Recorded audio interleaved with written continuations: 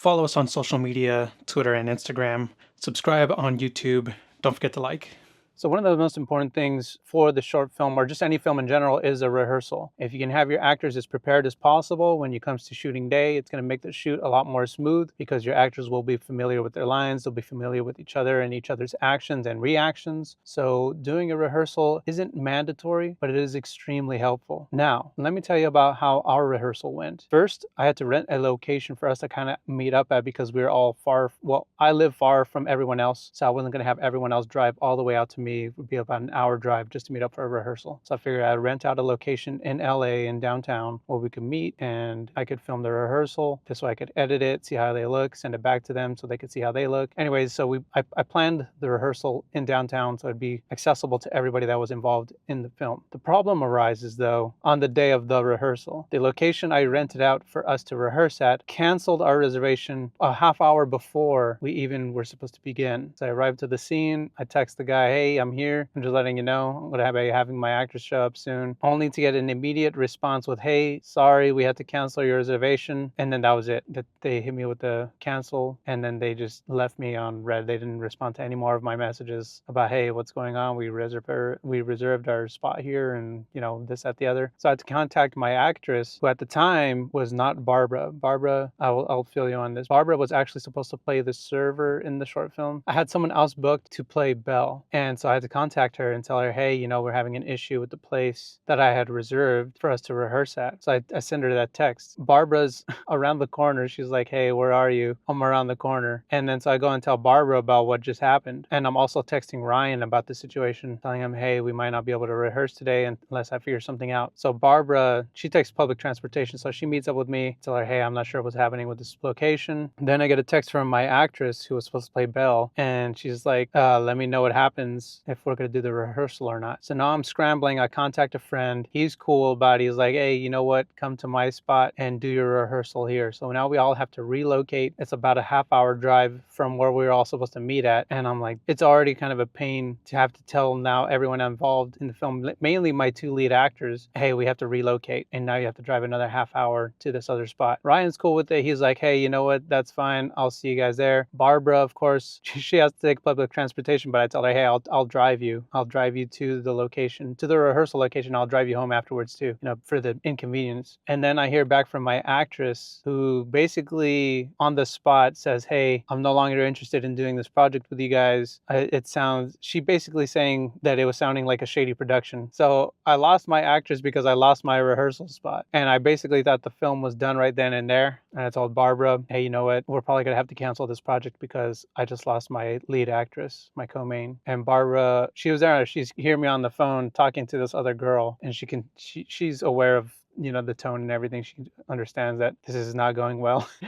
And so Barbara says, hey, you know, if you don't mind, I would like to play the lead actress because I kind of wanted to play that character anyways, because I had sent Barbara a copy of the script. So she already knew her lines and everything, even though I brought the script so they can, you know, do a dry read. But anyways, yeah, so Barbara ended up saving me. She ended up saving this whole film. She made the whole thing. She kept the whole thing alive by volunteering to play the co-main of the film. So it ended up working out, even though for, you know, about 2 hours, I felt like the film was just done. It was just dead. I was going to have to cancel it. So yeah, I wanted to show you guys what the rehearsal looks like. And so here, now you guys will watch the rehearsal for one more chance. And then you can watch the film one more chance after you've watched the rehearsal, or if you've already watched the short film, in whichever order you watch it in, whether you've already watched the short film or whether you're watching this first. Now you can see the two together, and now you can see whether it's worth it or not to have a rehearsal. Miss, would you like me to bring you another water, an appetizer perhaps? Oh, no, thank you. I'll be leaving soon. Okay.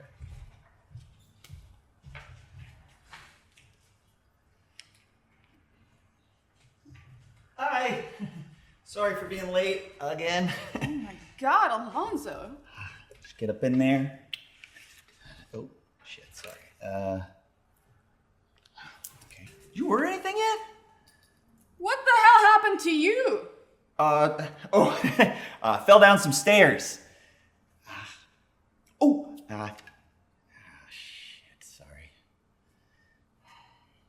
Okay, are you gonna tell me what happened? Do you mind if we just carry on with our date? I am really sorry for being late again. You expect me to carry on while you're bleeding and you're obviously hurt? Yes. How did you get hurt? I was in an accident. Don't worry though, it was a very small explosion. An explosion. From where? From my apartment?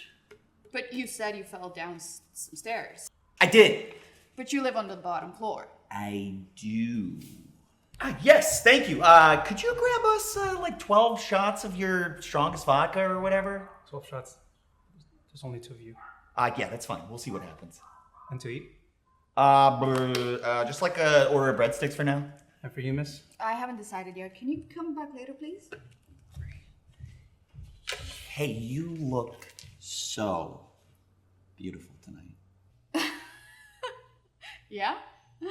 Because you look like shit. So you either tell me what happened or I am leaving right now. All right. Hear me out, okay?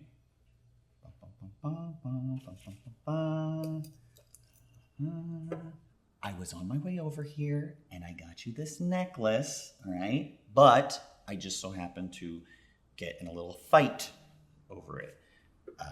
Apparently I wasn't the only one interested in that particular necklace because some guy tried to kill me for it. What? Over a necklace? Yeah, I'm thinking it's pretty valuable and I'm not just talking for money. Anywho, I'm thinking it might be supernatural because it caused all this commotion and some guy tried to kill me for it and it caused the explosion. This caused an explosion. Woo! Yes, thank you. Are you sure you don't want a breadstick? You tell me what really happened and then I'll order some food, okay? Because you look awful and I'm actually concerned now. All right. I was on my way over here, okay? And I saw this necklace and I was instantly mesmerized. And I wanted to get you something special because, I wanted to make the third date count. And, I don't know if you noticed, but sometimes I'm always late, okay? So I went up to the necklace guy and I purchased this necklace and I said to him, thanks, I don't want to mess this up because I really like this girl and I'm about to be on time for my date. And then a guy came up and tried to steal it from me and we got in this big epic fight. There was all sorts of slow motion. It was really cool. You had to be there.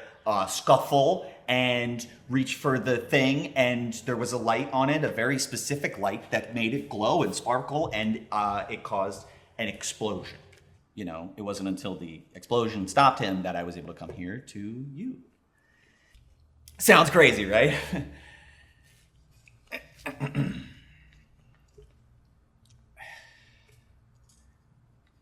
All right, I'll just go. Did you make sure he was dead? What? The guy trying to kill you. Did you make sure he was dead?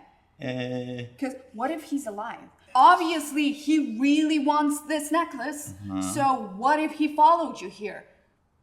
Oh my God, did you lead him straight to me? Oh my God, we need to get out of here. We need a weapon. Belle, that's what I'm trying to say. I think this necklace is a weapon. This could be our last night together. Are you getting turned on by this? All right, let's do this, right? I'll grab this knife, and you got the necklace. This guy's tougher than a rock'em sock'em robot. But trust me, you have the necklace, you'll be fine. I can go round 2 with this bozo, no problem, easy. And then, we can stop by the liquor store, okay? We can grab a few rubbers, or maybe not. Maybe we go bareback, just go all out and see what happens, huh? Because what's more romantic? Looking for someone to, live your life with, or finding someone willing to die with.